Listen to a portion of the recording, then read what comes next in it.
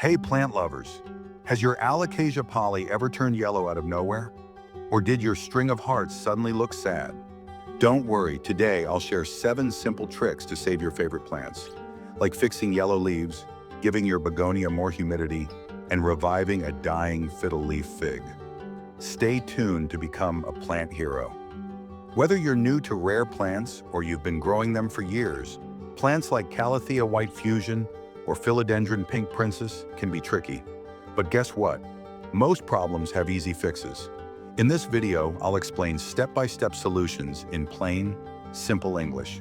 No confusing terms, just clear tips to keep your plants happy. Let's get started. 1.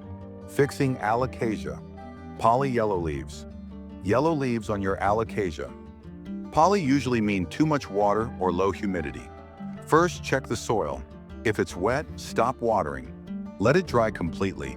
Move the plant to a bright spot but not direct sunlight. If the roots look brown and mushy, trim them and repot the plant. Easy fix, less water plus more humidity. Now let's make more plants. Here's how to propagate a Philodendron Pink Princess. 2. Philodendron Pink Princess propagation. To propagate your pink princess, cut a stem just below the bumpy node. That's where roots grow. Put the cutting in water or damp moss. But remember, only cuttings with pink streaks will grow into pink leaves. No pink, you'll get a green plant. Key tip, nodes equals roots, pink streaks equals magic. What if your room is dark? Let's grow Anthurium Clarinervium in low light. 3. Growing Anthurium Clarinervium in low light. Anthurium Clarinervium can grow in low light, but it'll grow slower. Keep it near a window with soft light or use a cheap LED grow light for 4 to 6 hours daily. Wipe its big leaves every month. Dust blocks light. Pro tip, bright light equals faster growth. Low light equals patience. Good soil is super important for rare plants. Let's mix the perfect soil. 4. Best soil mix for rare plants. Rare plants hate soggy soil.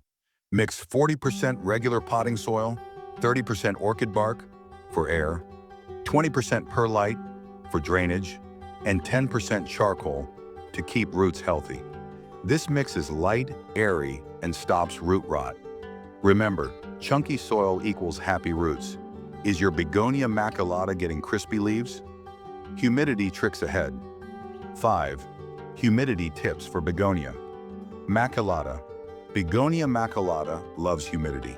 Instead of misting, which causes spots, put its pot on a pebble tray with water or use a small humidifier. Group it with other plants to create a mini jungle. Bonus tip, keep it away from fans or AC. Why is your string of hearts dying? Let's find out. 6. Saving a dying string of hearts.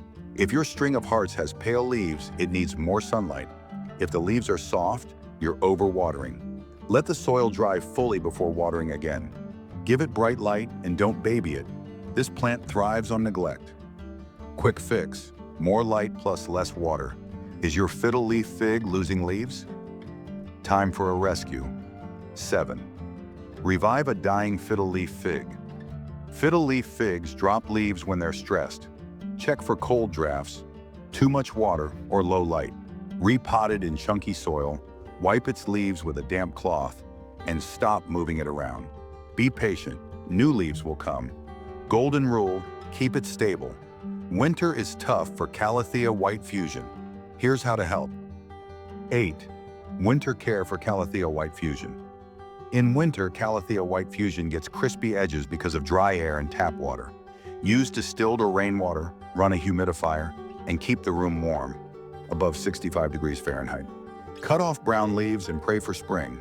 Top tip, humidity plus good water equals happy Calathea. Conclusion, there you go, 7 easy fixes for your favorite plants. Remember, plants want to live. They just need a little help. If you tried these tips, tell me in the comments. If this video helped, please like, share, and subscribe for more simple plant guides. Check out my video on Monstera care mistakes next.